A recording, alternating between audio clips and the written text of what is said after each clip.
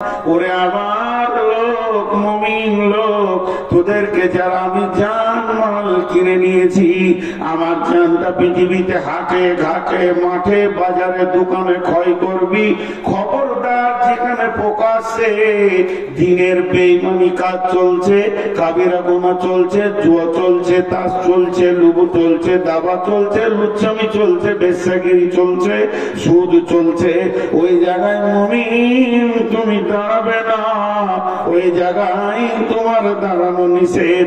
আমি কোরআনে বলে দিয়েছি, অথচ তুমি ওখানে 30 সেকেন্ড ক্ষয় করে দিয়েছো। আল্লাহ একবার বলবে কেন? নবীজি বলছেন, উম্মাহ তুমি জেনে নাও তোমার চাকা জমে গেছে।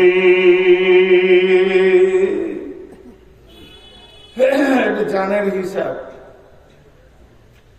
মালের হিসাব এরকম লাগবে। আল্লাহ মাদ্রাসায় দিয়ে দিয়েছি 10,000, ঠিক আছে। মসজিদে 20,000, ঠিক আছে। এতিম মিসকিনকে দিয়েছি 50,000, ঠিক আছে, কোনো অসুবিধা নেই।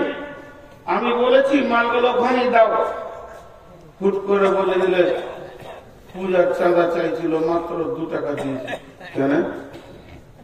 বাস জমে গেল, চাকা জমে গেল, আর আগে বাড়বে না।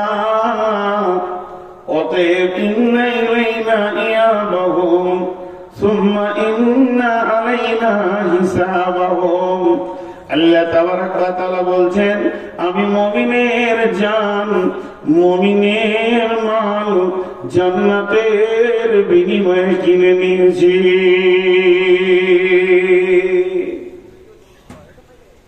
আমি যেখানে যেখানে ব্যয় করতে বলবো সেই সেই জায়গাতে মুমিনের জান আর মুমিনের মালকে ব্যয় করো, ব্যয় করো।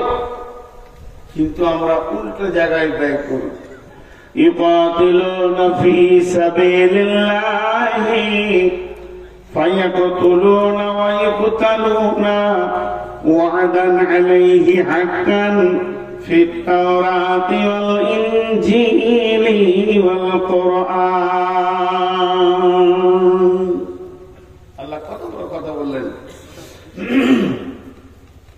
রব্বুল আলামিন বলছেন যে আমি তোমার জান মাল কিনে নিয়েছি। ইকাতিলুনা ফি সাবিলিল্লাহি, তুমি আল্লাহর রাস্তায় কতল করো।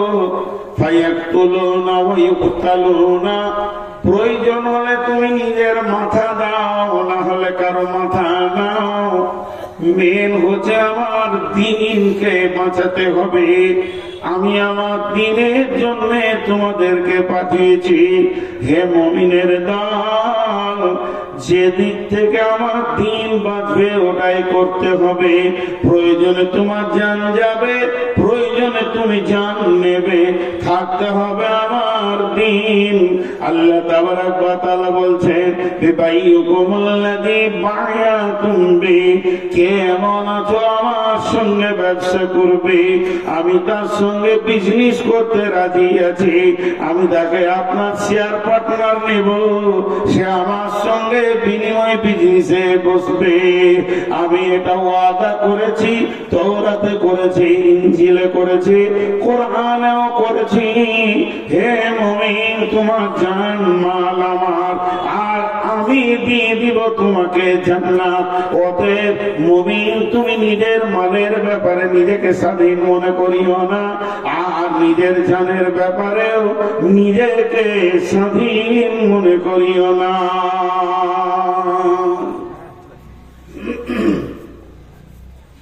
কিন্তু আমরা জান মালের ব্যাপারে উদাস উদাস উদাস, খেয়ালই নেই। আমাদের কি হয়, একটা ভিখারি এসে 1 টাকা চাইছে, সকালে বাজারে গেছেন, একটা ভিখারি এসে ওকে 1 টাকা চাইছে, ধুমকিয়ে দিলেন, আমাকে খুচরা খাজরা না এসে বসলেন। আর বন্ধু ওকে নিয়ে হোটেলে ঢুকে, মিষ্টির দোকানে ঢুকে মিষ্টি সিঙ্গারা ল্যাংচা চমচম করে 200 টাকা খরচা করে দিলেন। কোনটা আল্লাহর কাছে জমা হবে আর কোনটা খরচার খাতায় জমা হবে, খরচা লাগবে, আল্লাহর কাছে হিসাব দিতে হবে, এটা আমাদের জ্ঞানের খাতায় তোলাইছে না। জি, এটা জ্ঞানের খাতায় তোলাইছে না। বিশ্বনবী বললেন, মোতার প্রান্তে আমাদের মুসলিমদেরকে, কোরআনকে পৃথিবী থেকে উৎখাত করার জন্য আপনার কিনা বেঈমানেরা এসে হাজির হয়ে গেছে। এবার চলো মুসলিম সৈন্য রেডি হও, অভিযান চলছে তবুকে, নাই কোনো অস্ত্র, নাই কোনো শস্ত্র, তোরা নিজে নিজের মাল জমা করো। যখনই নবীজির ঘোষণা হলো, নিজে নিজের মাল এনে সাহাবীরা মসজিদে নববীতে জমা করছেন। সেই সাথে মেয়েরা তাদের মাল দিতে রয়েছেন, নাকের কানের খুলে দিচ্ছেন। একদিকে সাহাবীরা নিজের ঘরে টুকরি করে খুরমা, খেজুর যা কিছু রয়েছে রাসূলের কাছে হাজির করছেন। এই অবস্থা যখন চলছে, আব্দুল্লাহ জুলবাদাইন একটা সাহাবীর নাম। এই সাহাবীটা কেমন সাহাবী? এর আব্বা মারা গেছে, মা বিধবা, চাচার কাছে মানুষ হয়েছে, আর চাচার মালের ঢেরি লেগে আছে। চাচা শুধু ঈমান আনার কারণে, চাচা বেঈমান, ভাইটিরা ঈমান এনেছে, তাই বাড়ি থেকে তাকে নঙ্গা করে বের করে দেওয়া হয়েছে। তাকে এমনকি একটা লুঙ্গিও দেওয়া হয়নি। ওই ছেলেটা যখন বের হয়ে যায়, মা একটা কম্বল ছুঁড়ে দিয়েছিল, অর্ধেক কম্বল কোমরে পড়েছে, অর্ধেক গায়েনি। রাসূলের দরবারে হাজির হয়েছেন মসজিদে নববীতে। আসহাবে সুফফা, যে সাহাবীদের কোনো ঘর বাড়ি ছিল না, সংসার ছিল না, জমি জায়গা মাল ধন কিছুই নাই, মসজিদে একদিন নয়, দুদিন নয়, 7 দিন, 10 দিন, 20 দিন উপবাস করে থাকতো। সাদাকার খেজুর আসতো, হাদিয়া আসতো, তাই খেয়ে তারা জীবন যাপন করত। আব্দুল্লাহ সম্ভ্রান্ত ঘরের ছেলে, মাল্লার ঘরের ছেলে, শুধু কালেমার কারণে আব্দুল্লাহকে নিয়ে আসহাবে সুফফাদের মধ্যে রয়েছে। আর যখন মসজিদ নববীতে মালের ইবাদত শুরু হয়ে গেছে, দানের ইবাদত শুরু হয়ে গেছে, ইয়া রাসূলুল্লাহ আমারটা নেন, ইয়া রাসূলুল্লাহ আমারটা নেন। আব্দুল্লাহ একবার করে উঠছে আর একবার করে বসছে, মনে মনে ভাবছে, গায়েরটা দিলে গা খালি, নামটা দিলে পাছা খালি, আমি কোনটা দিব রে? আজকে কি এই প্রতিযোগিতায়, এই লিস্টে কি আমার নামটা আসবে না? একটা খেজুরও নাই, জয়মালের উপরে খেজুরটা রেখে দি। এত আফসোস, মনের ভিতরে জোয়ার ভাটা চলছে। এমন সময় আব্দুল্লাহ থাকতে না পেরে রাসূলের কাছে এসে হাজির হয়ে গেলেন। ইয়া রাসূলুল্লাহ, ইয়া হাবিবাল্লাহ, আজকের মালের প্রতিযোগিতাতে আমি আব্দুল্লাহকে শরীক হতে মন যেতে, কিন্তু আমার কাছে কোনো মাল নাই যেটাকে দিয়ে আমি শরীক হব। অনেক ভেবে চিন্তে একটা জিনিস খুঁজে পেয়েছি। দয়ার নবী গো, যদি আপনি কবুল করলেন তো কাজে লেগে যায়। বলে কি? বলে আমি আমার জানটাকে আল্লাহকে দিয়ে দিতে চাই। বিশ্ব নবী বললেন, আব্দুল্লাহ কবুল, তুমি রেডি হয়ে যাও। এবার তবুকের ময়দানে যখন সৈন্যরা যেতে শুরু করলেন, আব্দুল্লাহকে রাসূলের কাছে দোয়া নিচ্ছেন, ইয়া রাসূলুল্লাহ আমি অভিযানে বের হয়ে গেলাম। বিশ্ব নবী আব্দুল্লাহর ঘাড়ে হাত রেখে বললেন, আল্লাহ আমি আব্দুল্লাহর রক্তকে বেঈমানদের জন্য হারাম করে দিলাম। আব্দুল্লাহ চিৎকার মেরে কেঁদে উঠে বলছেন, ইয়া রাসূলুল্লাহ আমি তো শহীদ হওয়ার জন্য এসেছি, আর আপনি যদি আমার রক্ত হারাম করে দেন তাহলে আমি কেমন করে শহীদ হব? দয়ার নবী গো। এমন সময় বিশ্ব নবী বলেন, বললেন আব্দুল্লাহ রে, ইসলামের ব্যাপারে তোমার যা ত্যাগ আছে, তুমি বিছানায় মরলেও শহীদের দলে উঠবে। ওই আব্দুল্লাহ তবুকের প্রান্তে খোলা আকাশের নিচে কয়েকদিন মহারা থাকার কারণে কঠিন জ্বরে আক্রান্ত হয়ে জীবনের মতো পৃথিবী থেকে বিদায় নেন। আল্লাহর নবী আব্দুল্লাহ জানাজা পড়লেন, আব্দুল্লাহর লাশকে কবরে রাখলেন, আর আল্লাহকে বললেন, আল্লাহ আজকে রাত্রি পর্যন্ত আমি আব্দুল্লাহর উপরে রাজি ছিলাম, তুমিও রাজি হয়ে যাও।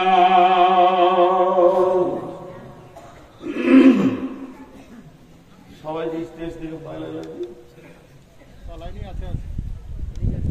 না,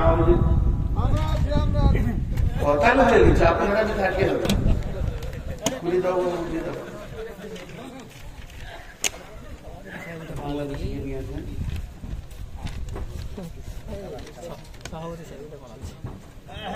আমার 12টা পর্যন্ত না, 12টা পর্যন্ত, তারপরে কিছু খাদের কালেকশন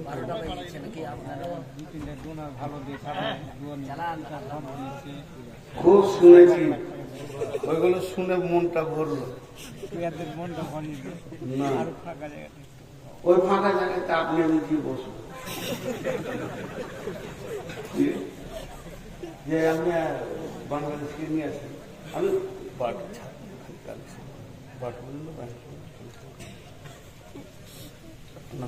আনেন, ওরা সহ পাওয়াটা পড়ে বাংলাদেশে 1.5 ঘন্টা লাগে, আর আমরা ঘুম থেকে উঠি দৌড়ি।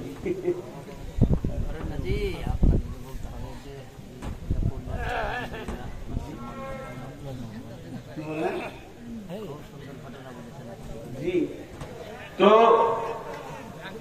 না না, একটা অত দিল আমার ছোট লাগে, 12টা চালাতে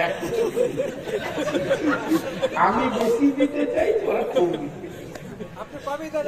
তো আমি যে কথাটা আমি আসলে আপনাদেরকে আমার মনের কথাটা বলছি না, দীর্ঘ 18-19 বছর জালসা করছি বলে চালাতে পারছি, কিন্তু মানুষ তো, আমি তো ফেরেশতা নয়, আমারও তো অসুখ বিসুখ আছে। গত 2 দিন আগে জ্বরে আক্রান্ত ছিলাম, তাছাড়া নূর মোহাম্মদের গলা বসে না, এত কষ্ট, এই জায়গায় ব্যথার ওষুধ খেয়েছি, তাও থামছে। তো প্রতিদিন আপনাদের একদিন, আমার প্রতিদিন। তো আমাকে কেউ ভালোবাসে না, এটা আমি জানি, কারণ আমাকে যদি কেউ ভালোবাসতো তো বলতো, হুজুর আপনার তখন অসুখ, তা জানি 1 ঘন্টায় আজকে বলো, খুব কম লোক ভালোবাসে। তো না, এটা কথা নাই, এটার নাম ভালোবাসা নেই। আল্লাহ ভালো তো বাসেন সবাইকে, কেন বলতে হয় না, কষ্ট দিতে হয় না মানুষের মনে। মানুষ যখন বলে যে আমার অসুস্থ, তো আছে ঠিক আছে, 1/2 ঘন্টা কম বলে। মাদানী ভাই তো বলে গেলেন আপনি 12টা পর্যন্ত চালান, তারপরও তো আমি খানিক চালাবো ইনশাল্লাহ। আপনি বাংলাদেশকে নিয়েছেন, তো কি বললাম যে আব্দুল্লাহ চিন্তা ভাবনাটা দেখেন, যে আমার জানটা লেগে যায়। তো আল্লাহ রসুল কি দোয়া দিলেন কবরে দেওয়ার পর, এই আল্লাহ আমি আব্দুল্লাহর উপরে রাজি ছিলাম, তুমি রাজি হয়ে যাও। আচ্ছা, এখানে গাড়ির ড্রাইভার কে কে আছে? 4 চাকা হলে, 2 চাকাও হলে কে কে মোটরসাইকেল চালাতে পারি? হ্যাঁ, মাশাআল্লাহ, আলহামদুলিল্লাহ। আপনারা বলেন, গাড়ি কোনদিন আপনার কাছ থেকে গিয়ার চায় যে আমাকে এই গিয়ারটা দেন? কিন্তু দক্ষ ড্রাইভার গাড়ির গতি এবং রাস্তা দেখে বুঝে নাই এখন কোন গিয়ারটা চাইছে, গাড়িকে এখন কোন গিয়ারটা লাগবে। তো এইটা হলো সাহাবীদের চিন্তা চেতনা। ওরা চোখে দেখে বুঝতে পারত যে আল্লাহ এখন আমার কাছ থেকে কি চাইছে, আমার জানটা চাইছে না আমার মালটা চাইছে, ওরা বুঝতে পারত। আর আমাদেরকে জালসা করে করে গরম করতে হয়েছে কি হচ্ছে না, কিন্তু ওদের ওটা ছিল না, কারণ ওরা দিনের দক্ষ ড্রাইভার ছিল। তবে এখনকার ছেলেকে মাশাআল্লাহ বিয়ে দেওয়ার পর শ্বশুর বাড়ি কবে যেতে হবে না, কেবল ও বললে ছেড়ে দাও, ওই দিলে ছেড়ে খেয়েছি আমি, একে ঝাল লেগেছে, এই পানি হয়েছে। ওই যে কি একটা গান আছে গো, ভুলে যাই হোক পরে হচ্ছে। তো সাহাবীরা বুঝতে পারতেন। একটা ঘটনাটা আপনারা বুঝে নেবেন। উহুদের যুদ্ধে রাসূলুল্লাহ সাল্লাল্লাহু আলাইহি ওয়াসাল্লাম লোহার বর্মা পরেছিলেন, শরীরটা ভারী ছিল। এমন সময় আল্লাহ নবী মহড়া দিচ্ছেন, মাঝে দুটো কথা বলেন, বক্তব্য বন্ধ করে। আপনারা দোয়া করবেন, রমজানে ইনশাআল্লাহ সাহারি মক্কায় গিয়ে খাবো। টিকিট হয়ে গেছে আমাদের। আমরা 9 তারিখ সকালে উঠে যাচ্ছি, 10 তারিখ আমাদের সাহারি হবে, 11 তারিখে রোজা হবে সৌদিতে।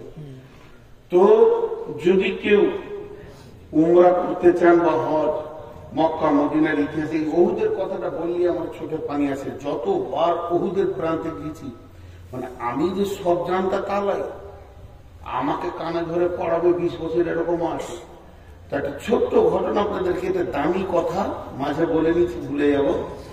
আমি যখন উহুদের প্রান্তে যাচ্ছি আস্তে আস্তে, আমার সঙ্গে কাফেলাতে 63টা লোক আছে। তো যতই আরবি জুব্বা পরে থাকুক, চেহারাতে বাঙালিদেরকে বাঙালি মনে হবে, বিহারিদেরকে বিহারি মনে হয়। আবার শোনা লাগে কি লাগে না? লাগে। বিহারিরা যত দামি কাপড় পরুক না কেন, গলায় গামছাটা লিবি ওরা, এত মন্ত্রী হোক আর মিনিস্টার হোক। তো ঠিক ওই রকম আমি দূরে থেকে আমার এক বন্ধুকে বলছি যে উহুদের কবরের পাশে মদিনা ইউনিভার্সিটি ছাত্রদেরকে ডিউটি দেওয়া হয় যে তুমি এখানে কথাগুলো বলবে। আমি অনেক দূর থেকে গেছি, আর আমার সাথীটাকে বলছি, দেখেন ছেলেটাকে আমাকে বাঙালি বাঙালি মনে হচ্ছে, আবার বাংলাদেশিও মনে হচ্ছে। তোর কাছে গিয়ে প্রথমেই বাংলা বললাম যে আপনার বাড়ি কোথায়? বলছে আমার বাড়ি বাংলাদেশ, টাঙ্গাইল। মানে তাহলে ঠিকই ধরেছি, আপনাদের বাড়ি? মানে আমাদের বাড়ি হচ্ছে পশ্চিমবঙ্গ, ভারত। তো টাঙ্গাইল পড়াশোনা কোথায় করেছেন ভাই? বলছে পড়াশোনা করেছি যাত্রাবাড়ি মাদ্রাসায়, এখন মদিনাতে MA করছি।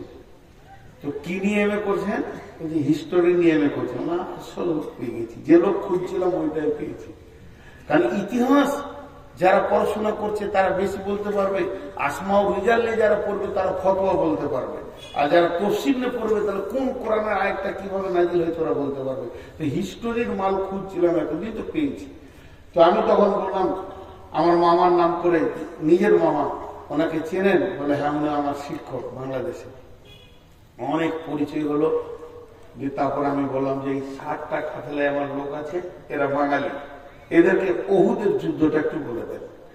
এমন করে বলছে, আমির হামজার লাশটা কোথা ছিল, হানজালার লাশটা কোথা ছিল, কোন দিক থেকে ওয়াইসি আমির হামজার কলিজাটা বের করেছিল, হিন্দা কোন দিক থেকে এসেছিল, এবং কাফেররা কোন দিক থেকে এসেছিল, কোন জায়গায় গিরিপথে ছিল। সেই দিন আমার আবার ক্লাস হলো ওর কাছে। যেমন আজকে বললাম মাদানের কাছে আমার ক্লাস হলো, ওই আয়াত দুটো আমি অনেক তফসির করেছি, আজকে নতুন তফসির পেলাম। তো ওই রকম ধরনের গোটা জায়গাটা কয়েকবার জোয়াতে আমার চোখে জল জল করে ভাসছে। যখন আমি বলি দেখেছি অনেক হাজি অঝর নয়নে কাঁদে। আমির হামজার লাশ তো 50 বছর আগে বেরিয়ে গিয়েছিল, টকটক করে রক্ত পড়ছিল, তাকে স্থানান্তরিত করা হয়েছে। এখন সবগুলোকে এক জায়গায় করে দিয়ে দুটো কবরে, ঘন কবর বলা হয়, একটাতে 14টা আছে, একটাতে 56টা আছে, 70টা শহীদকে এক জায়গায় রেখে ঘেরে দিয়েছে। আপনার ওখানে বেদার শীত করছে, যে যা করছে, পুলিশ অনেক অনুসর আছে, সেটা আমি বলছি না। মধ্যখানে আমি শুধু এতটুকু এলান করলাম, যদি সেইভাবে হজ উমরা করবে তো যোগাযোগ করিয়ে। জীবনে 10,000 20,000 টাকা বেশি লাগুক, কিন্তু জাহেলের সঙ্গে যেন না। আপনার গ্রামের জুমার দিন একটা গরিব মৌলানা এসেছে, আর একটা বিরাট বড় কোম্পানি এসেছে, কাকে আপনি মিম্বারে তুলবেন আর কার পেছনে নামাজ পড়বেন? তো এখান থেকে বুঝে নিতে হবে, হজ আর উমরা হলো ইবাদত। ইবাদত করতে গেলে আলেমের পেছনে করতে হবে, জাহেলের পেছনে যেন না। সমস্ত কিছু আপনার শেষ হয়ে যাবে, পয়সা টয়সা কিন্তু আসলে ঠিক হবে না। এটা একটা এলান করলাম।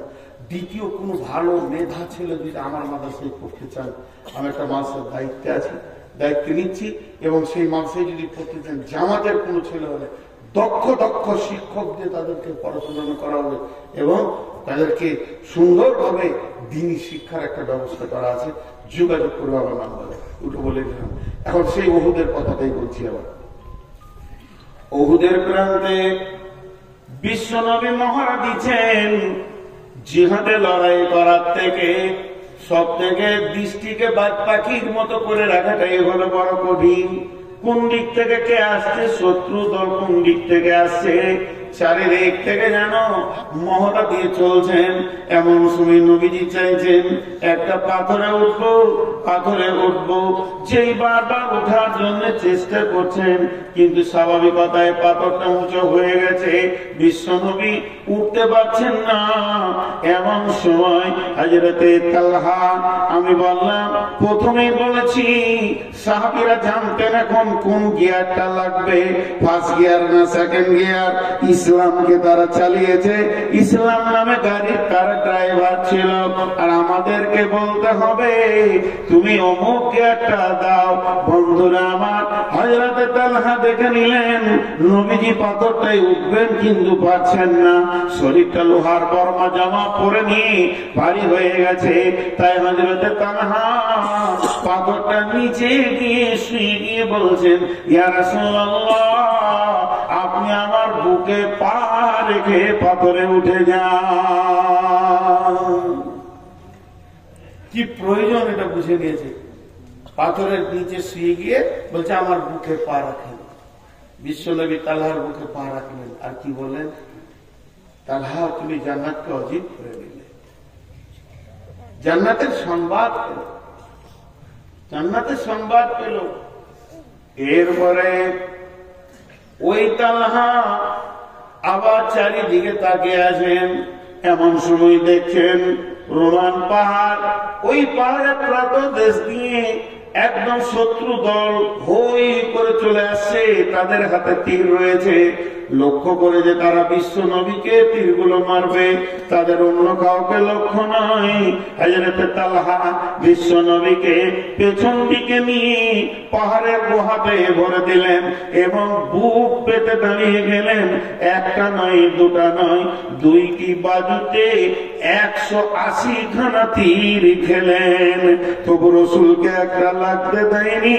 আর তালহা বলেছিলেন, ইয়া রাসূলুল্লাহ, আপনি খবরদার গর্ত থেকে বের হবেন না, আমি তালহা যতগুলি তীর আছে বুকে নিয়ে নিব। আছে দিনকে যারা বানিয়ে গেছে তাদের কাছে আমরা ঋণী, পারবেন তালহা। এই তালহা যেদিন পৃথিবী থেকে চলে যান, বিশ্ব নবী জানাজা পড়েছেন। জানাজা পড়ার পর কবরে লাশ রাখা হলো, দোয়া লম্বা চওড়া করেন, ছোট্ট দোয়া। কি দোয়া? হে আল্লাহ, হে আল্লাহ, মাবুদ মওলা, কঠিন কিয়ামতের দিন ইসরাফিল যখন সুর ফুঁকবে,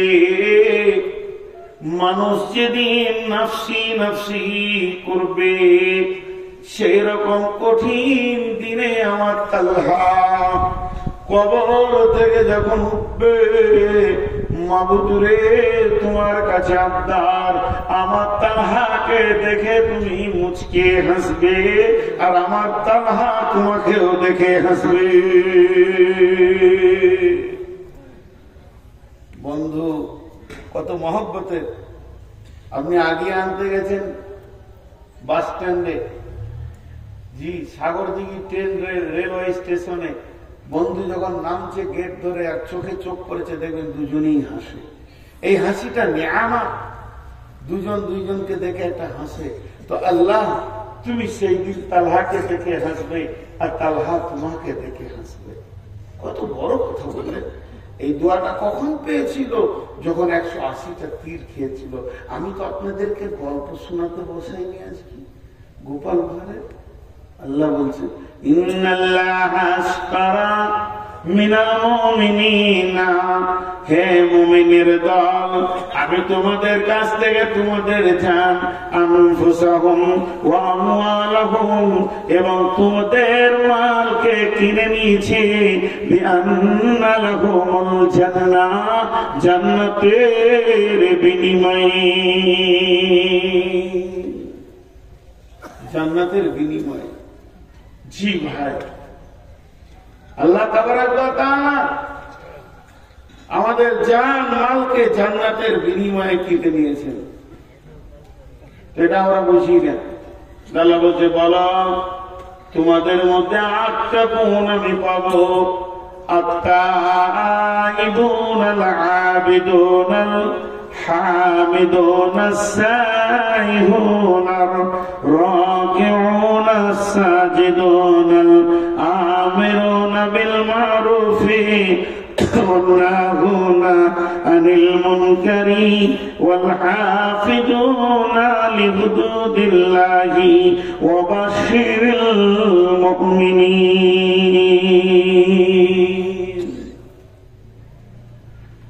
আল্লাহ মুমিনদেরকে সুসংবাদ দিলেন তোমাদের 8টা গুণ হতে হবে, এই গুণগুলো যেন তোমাদের ভিতরে থাকে। আত্তাইবুন, তোমরা তওবা করনে वाला হয়ে যাও, গুনাহ হয়ে গেছে তওবা করো, আল্লাহর কাছে কাঁদো।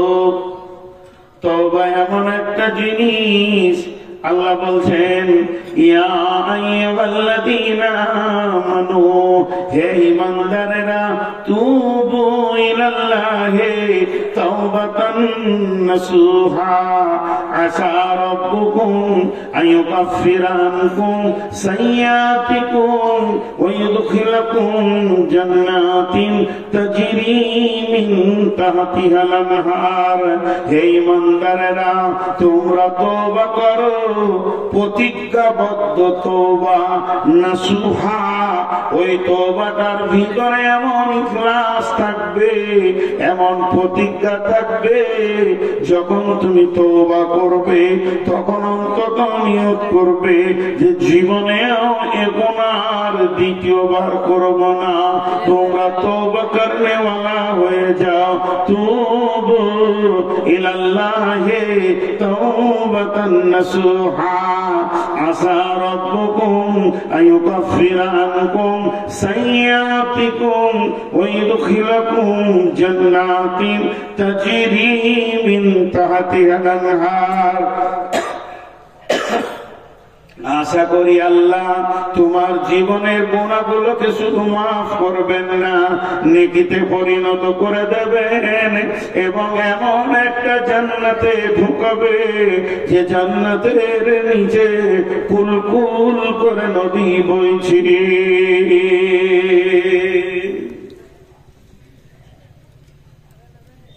গুনার কারণে মানুষ জাহান্নাম যাবে, গুনাহ করেছে এর জন্য মানুষ জাহান্নামে যাবে না। কিয়ামতের মাঠে ধরেন আমাকে জাহান্নামের ফেরেশতা টানছে, যদি গায়ে বল থাকে একটু মার থাপড় ওখানে, জাহান্নাম কেন নিয়ে যাবে তুই? তোর বাপের জান্নাত, জান্নাত তো আমার, তো আমার আল্লাহর জান্নাত। আল্লাহ বলে কি, বলে তোমার ফেরেশতাকে ধরেছে। বলে কেন? বলে জাহান্নাম যেতে হবে। আল্লাহ বলল যা জাহান্নামে। যদি বান্দা জিজ্ঞেস করে কেন যাবো, আল্লাহ বলল গুনাহ করেছিস ওই জন্যে। আমি এটা বুঝানোর জন্য বলছি, ভাবিয়ে না যে কোরআনের আয়াত বলছি। আল্লাহ বলছে জাহান্নাম যা, তোকে ফেরেশতাতে টানছে। তো আমি বলছি কেন? আল্লাহ বলছে গুনাহ করেছিস তার জন্য। এবার যদি আমি আল্লাহকে বলি, আল্লাহ আপনি বলেছেন ইন্নাল্লাহা গফুরুর রহিম, নিশ্চয়ই আল্লাহ জবরদস্ত কঠিন গুনাহকে মাফ করনে वाला। আপনি কোরআনে বলেছেন মাফ করনে वाला, আর আল্লাহ রাসূল বলেছেন কুল্লু বনি আদমিন খাতা, প্রত্যেকটি বনি আদম ভুলের মধ্যে ডুবে আছে। আমাদেরকে যখন বানানো হয়, একটা ঘরকে সিমেন্ট দিয়ে ঢালাই করা হচ্ছে, তোর মধ্যে রড আছে, পাথর আছে, সিমেন্ট আছে, বালু আছে, সিমেন্টে কেমিক্যাল আছে। কেমিক্যাল না থাকলে এমন জমবে না। আপনি যখন মানুষকে বানান, মানুষের ভিতরে পাপ করার মতো গুণটা দিয়ে বানিয়েছেন। এটা মানুষ পাপ করবে, তওবা করবে, পাপ করবে, তওবা করবে। গুণটা যদি আপনি না দিতেন তো আমরা তো পাপ করতাম না। আল্লাহ তাবারাক ওয়া তাআলাকে তিনখানা জিনিস ভালো লাগে। এক নম্বর হচ্ছে আমার গোলাম আমাকে ছাড়া কাউকে ডাকবে না, অন্য কাউকে সাজদা করবে না, এটা আমাকে ভালো লাগে। আল্লাহ বলছেন আমাকে দ্বিতীয় নম্বর ভালো লাগে আমার গোলাম আমার বরত্ব বয়ান করবে, আমি তার কাছে আমার ছাড়া অন্য কেউ বড় নয়। তিন নম্বর আমাকে ভালো লাগে আমার গোলাম যখন গুনাহ করে দুইটি চোখে পানি বের করে, তখন আমাকে ওই সময়টা এত ভালো লাগে গুনাহগুলোকে আমি নেকিতে পরিণত করে দিই। শুধু তাই নয়, আমার রব কত বড় মেহেরবান, 70 বছরের কঠোর পাপীকেও তিনি মাফ করতে রাজি আছেন। তাহলে যাদের মাবুদ এত মেহেরবান, তার গোলাম কেমন করে জাহান্নাম যাবে?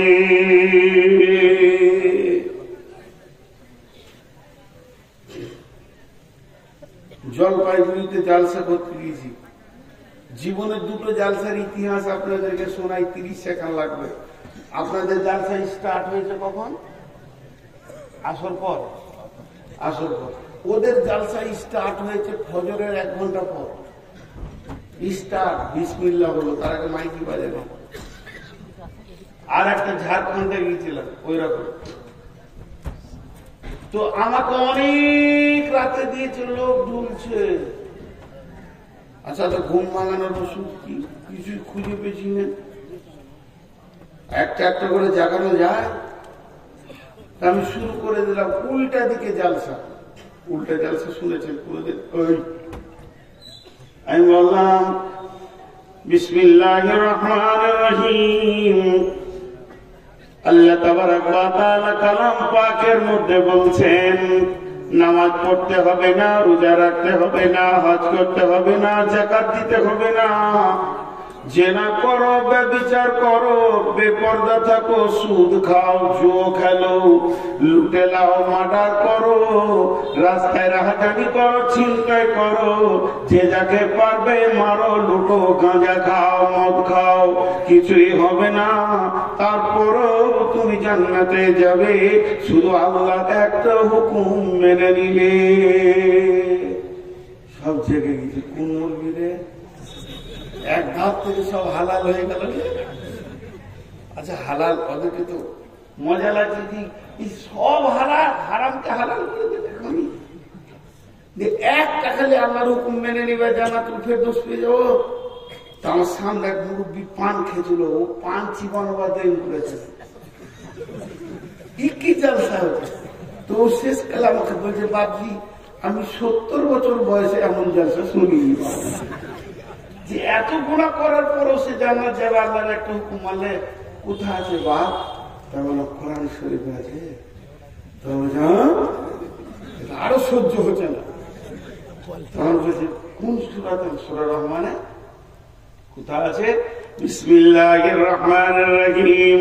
ইয়া মা'শারাল জিন্নি ওয়াল ইনসি ইন ইসতাতা'তু আন তানফুযু মিন আকতারিস সামাওয়াতি ওয়াল আরদি ফানফুযু লা তানফুযুনা ইল্লা বিসুলতান ফাবিআইয়ি আলা'i রাব্বিকুমা তুকাযযিবান। আপনারা উত্তর দিন তো। যে ঠিক উত্তর দিতে পারবে 1000 টাকা নেবে। কালো কালিতে লাল লেখা হবে? কালো কালিতে লাল লেখা হবে? হবে। কালিটা কালো, বানানটা লাল হবে না? হবে। আচ্ছা, তেমনি এটা রাত না দিন? রাত শব্দ ব্যবহার না করে এটাকে রাত বলেন তো? দিন নয়। দিনকে না করবেন তো রাত। তো ঠিক এই আয়াতটাকে তর্জমা করবেন একদিকে, অপোজিট ধরিয়ে দিবেন ওই দেশে দাঁড়াবে। আল্লাহ বলছেন, হে জিন ইনসানের দল, তোদেরকে যদি আমার আইন মানতে ভালো না লাগে, তার মানে যত হারাম আছে এগুলোকে যদি খেতে মন যায়, আমার আইন মানতে ভালো না লাগে, আমার যত নিয়ম বলেছি বলতে ভালো না লাগে, শুনতে ভালো না লাগে, এগুলোকে যদি তোদের চলতে ভালো না লাগে, তোদের যা মন যাবে তাই করগা, তাতে আমার কিছু যায় আসে না। তবে তোদেরকে একটা কাজ করতে হবে, আমার রাজ্যের বাইরে গিয়ে বাসা বাঁধতে হবে।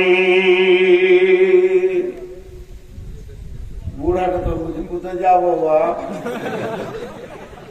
আপনি ভারতবর্ষের আইন মানবেন না, ভারতের মাটি ছেড়ে দেন, সরকারের আমাদের কিছু যায় আসে না। আর ভারতের মাটিতে থাকতে গেলে আইন মানতে হবে। তো আল্লাহর জমিনে যদি থাকতে হয়, আল্লাহ বলছে আমার আইন মানতে হবে। যদি আমার আইন মানতে ভারী লাগে, তা আমার মাটিটা ছেড়ে দে পালা। কোথায় যাবো বা? যাবার যদি জায়গা না আছে তাহলে মানতে হবে।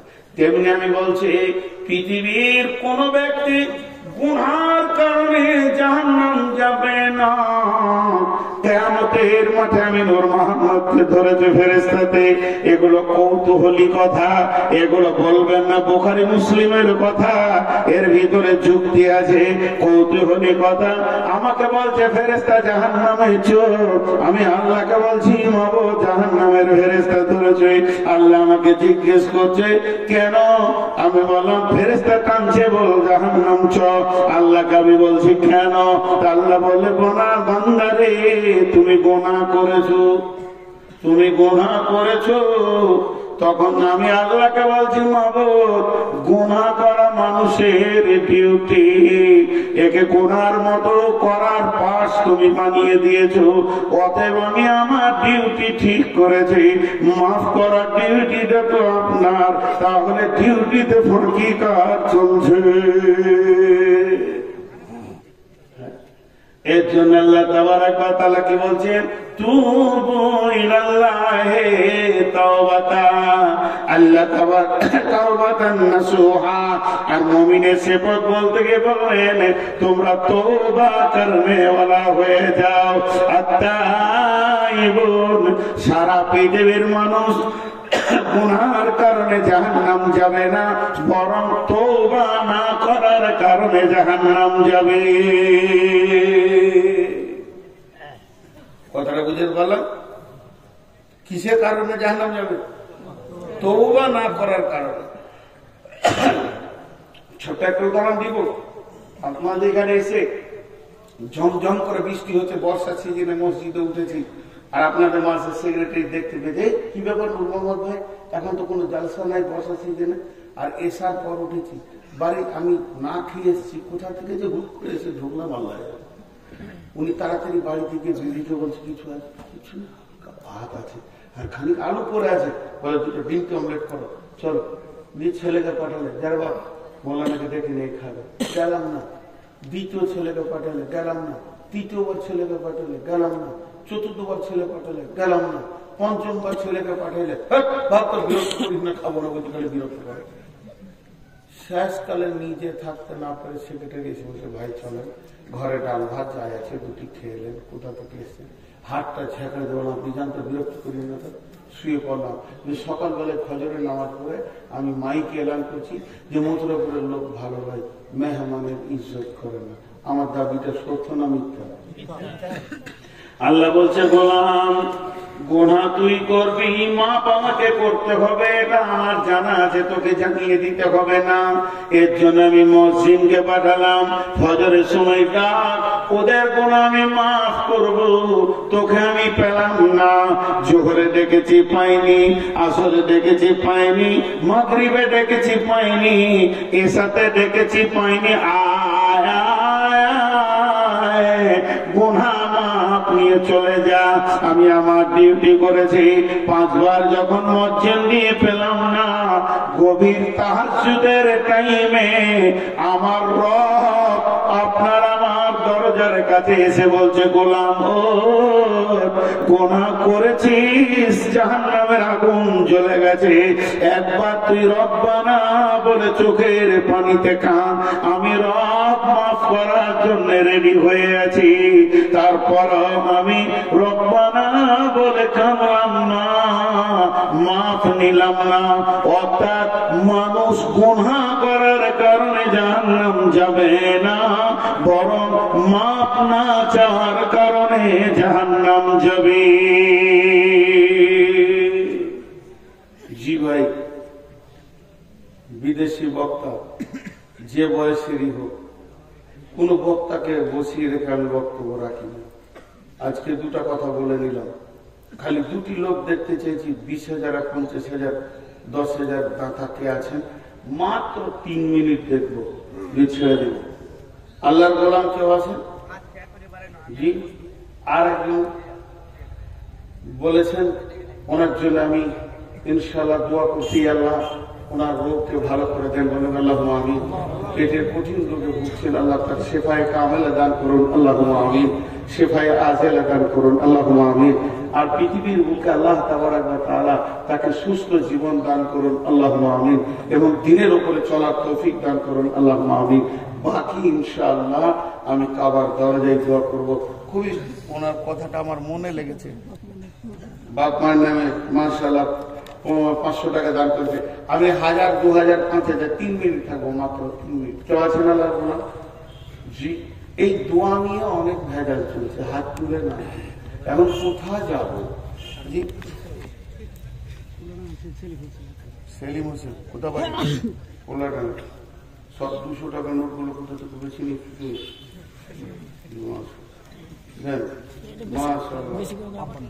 আব্বার নামে কত আছে? মোটামুটি ছিল 5,000। আর মায়ের নামে 5,000। ও সোনামানি কেটে বলবো বেনামিতে দেন। জি, আর কেউ আছেন? আপনি আব্বার নামে 5,000 দিল, মায়ের নামে দেন 5,000 দেবেন না? মায়ের উপর রাগ আছে, কোথায় থাকবো? মাকে 15,000 দিতে হবে, তো আব্বার 5,000 কত? 5 মানে